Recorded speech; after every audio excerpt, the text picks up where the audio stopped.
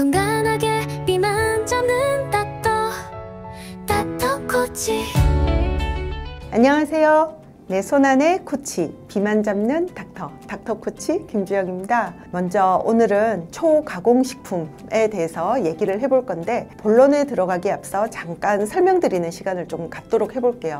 초가공식품 들어보셨죠? 여러 가지 식품 성분과 첨가물들을 인공적으로 조합해서 만든 가공식품을 말합니다. 이 과정에서 원래의 신선한 재료들은 거의 사라지고 대신 설탕, 지방, 염분, 인공색소, 방부제, 감미료 같은 다양한 첨가물들이 추가가 되죠. 그래서 이 가공식품은 노바 클래시피케이션, 노바 분류 기준을 사용을 합니다. 이 시스템은 브라질의 연구팀이 개발을 했고, 식품의 영양을 보는 건 아니고 가공 과정에 중점을 두어서 식품을 분류를 했습니다. 노바 분류가 초가공 식품이 건강에 대한 영향을 평가하는데 많이 사용되는 분류여서 간단하게만 좀 소개를 해드리려고 해요. 그룹 1, 가공되지 않거나 최소한으로 가공된 식품. 여기에는 자연 상태에 가까운 식품으로 기본적인 세척, 다듬기, 포장 등의 최소한의 처리가 이루어진 경우입니다. 과일이라든지 채소, 생선, 우유, 달걀, 곡물, 건조과일, 냉동야채, 냉장 보관된 식품 등의 가공을 목적으로 했던 거였고요. 부패를 방지하거나 소비자의 편의를 높이기 위한 과정이 노바 클래시피케이션 그룹 1입니다. 그룹 2는 뭐냐? 가공식품인데 요리나 조리에 사용되는 재료로 그룹 1 식품에서 추출되거나 정제된 성분, 예를 들면 설탕, 소금, 식물성 기름, 버터, 꿀, 전분, 이런 것들이 예시가 있고요. 음식을 조리하거나 그룹 1의 식품을 맛있게 만드는 데 사용을 합니다. 그룹 3은 뭐냐? 그룹 2의 성분이 추가가 되고 단순한 가공을 거친 식품입니다. 빵이라든지 치즈, 통조림, 훈제식품 같은 거고, 이 가공의 목적은 풍미와 저장성을 증가시키는 것입니다. 그룹 4를 보통 초가공식품이라고 합니다. 공장에서 조립된 식품이고 인공 첨가물, 정제식품, 감미료, 방부제, 인공향료 등이 포함된 경우고, 원래의 식품 성분은 거의 사라지고 즉각 섭취가 가능하도록 이제 설계가 되었습니다. 스낵, 탄산음료, 에너지 음료, 인스턴트 식품, 라면, 시리얼 같은 것들이 이제 있습니다. 장기간 보관이 가능하고 대량 생산이 가능하죠. 초가공 식품은 사실 편리하고 맛있지만 영양소가 거의 없거나 특정 성분은 과도하게 포함된 경우가 많습니다. 패스트푸드라든지 감자칩, 탄산음료, 인스턴트 라면, 스낵, 가공육 이런 것들이 대표적인 초가공식품이고 현대인들이 쉽게 접하고 즐겨 먹는 것들이죠. 딱 멀리 가실 거 없이 편의점 가시면 나옵니다. 그래서 이 초가공식품은 식품 산업의 발달로 대량 생산과 유통이 용이해졌지만 이로 인해서 당뇨, 심장질환 같은 만성질환과의 연관성이 굉장히 많이 밝혀지고 있습니다. 그리고 많이 팔려야 되잖아요. 자극적이고 중독성 있는 맛만 연구를 하기 위해 팀이 있을 정도입니다. 그래서 과도한 당과 지방이 포함이 돼서 내가 이건 빼야지 이런 게 사실은 좀 어렵습니다. 그래서 이러한 이유로 최근에는 초가공식품의 섭취를 줄이고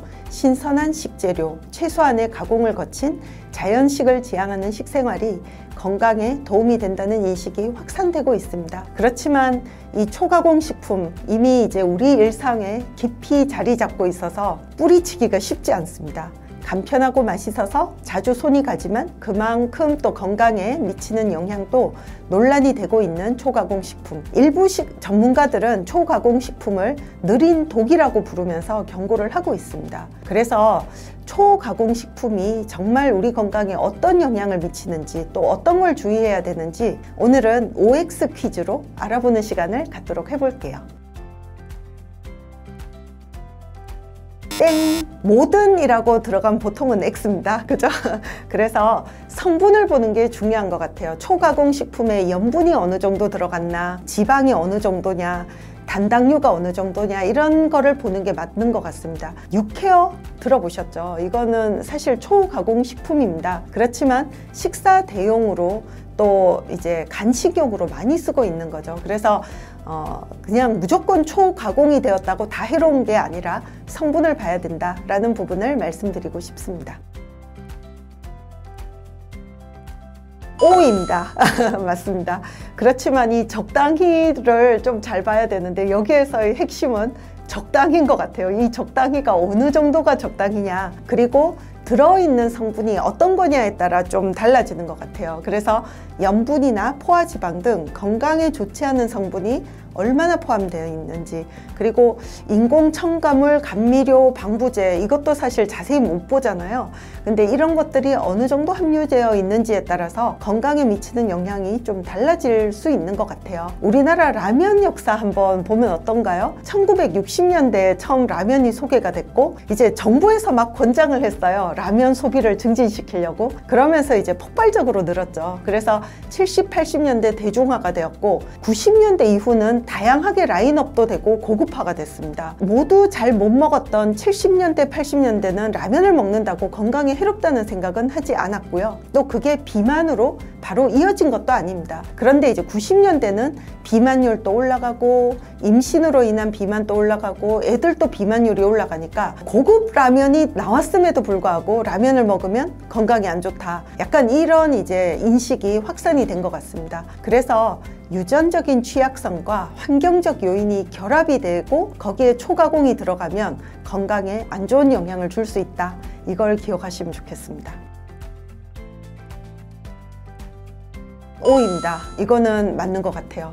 초가공식품은 실제로 에너지 밀도가 높고 당분 함량이 높은 경우가 많아서 이런 경우에 음식 중독이라는 데 빠질 수 있는 위험이 높습니다. 실제로 2022년 오스트레일리아에서 735명의 청년들에게 초가공 섭취와 음식 중독 간의 관계를 조사한 연구 결과가 있어요. 거기에서 보면 초가공 식품의 섭취 비율이 높을수록 음식 중독 점수도 높아지는 걸 확인할 수 있었습니다. 예를 들면 우리가 오이를 먹었을 때 오이 중독이 된다. 이거는 어렵겠지만 초콜릿 중독은 생각보다 쉬운 거죠.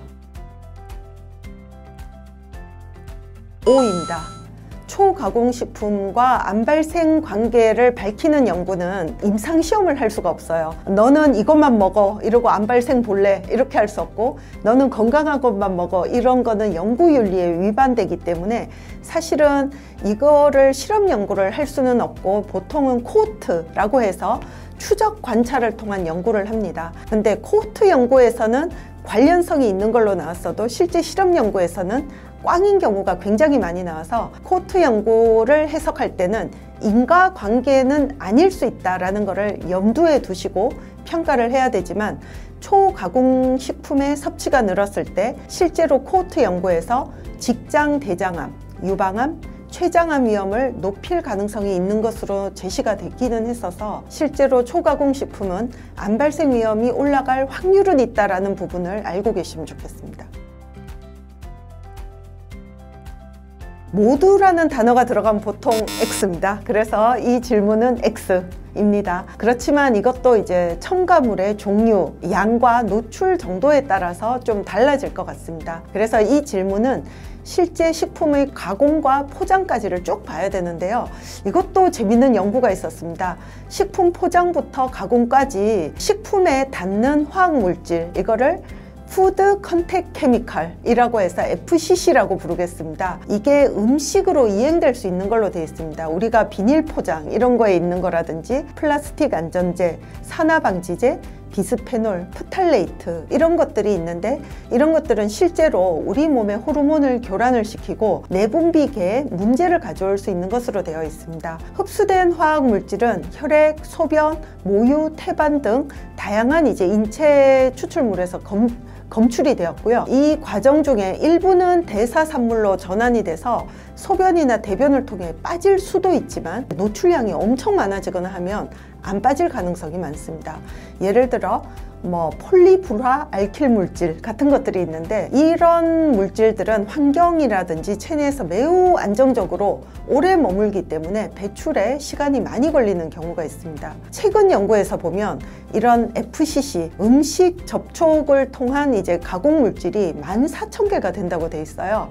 이 중에서 얼마나 이제 사람의 혈액이나 소변, 모유 등에서 검출이 되는지를 5개 국가의 주요 건강조사 프로그램을 활용을 해서 봤더니 14,000개 중에 약 25%, 3,600개가 인체 내에 검출이 된 걸로 알려져 있습니다.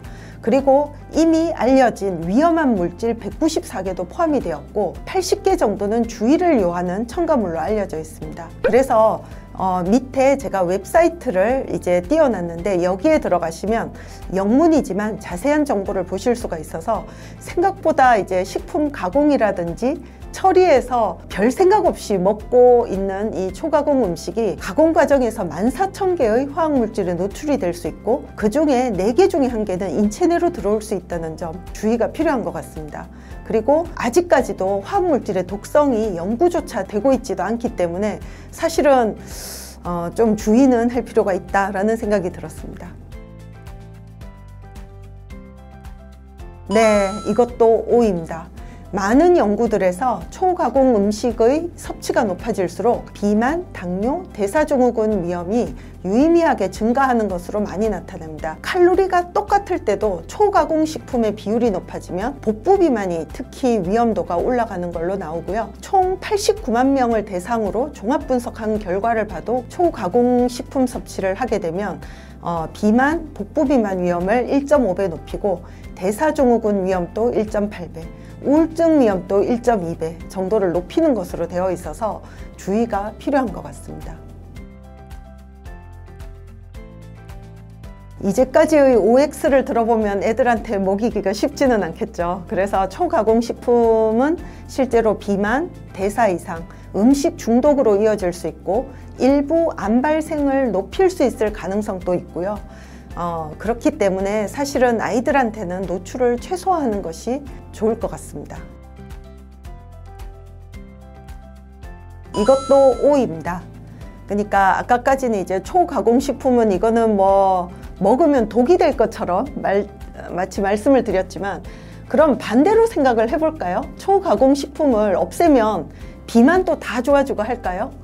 아닙니다. 유전적인 체형이 바뀌었고요. 환경이 아직까지도 여전히 있고 우리 몸의 대사 자체가 변경이 되고 있습니다. 그래서 초가공식품은 위험도를 올릴 수 있겠지만 초가공식품을 없앤다고 비만이 없어지지 않습니다. 물론 당연히 위험하다고 알려진 화학물질, 아까 말했던 FCC 같은 경우는 모니터링하고 관리하고 늘 독을 체크하고 하는 과정은 필요하지만 이제 이 부분이 모두가 악마화되지는 말아야 된다라는 생각이 듭니다.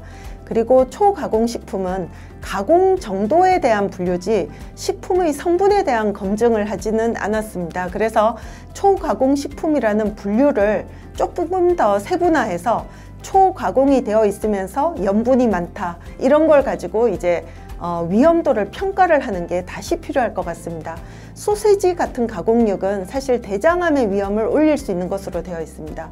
그러면 콩으로 만든 대체육은 어떤가요? 이 부분이 과연 암의 위험을 올릴 것인가 아직 연구가 안 되어 있습니다. 사실은 아직까지도 좀 봐야 될 문제가 많지만 현대 사회에서 초가공식품을 100% 없앨 수는 없다라고 보고 있습니다. 결론은 초가공식품을 최소한으로 줄여보려는 노력은 하자. 그렇지만 이게 원인은 아니다. 그리고 초가공식품을 먹는다고 또 몸에 온갖 질병이 생기지도 않는다라는 거라서 위험도가 올라갈 수는 있겠지만 인과관계는 아니다라는 부분을 기억을 하시면 좋겠습니다. 네, 오늘은 초가공식품에 대해서 이런저런 내용을 한번 알아보았는데요. 오늘의 영상이 유익했다면 좋아요, 구독, 댓글 부탁드리겠습니다. 감사합니다. 건강하게 비만 잡는 닥터 코치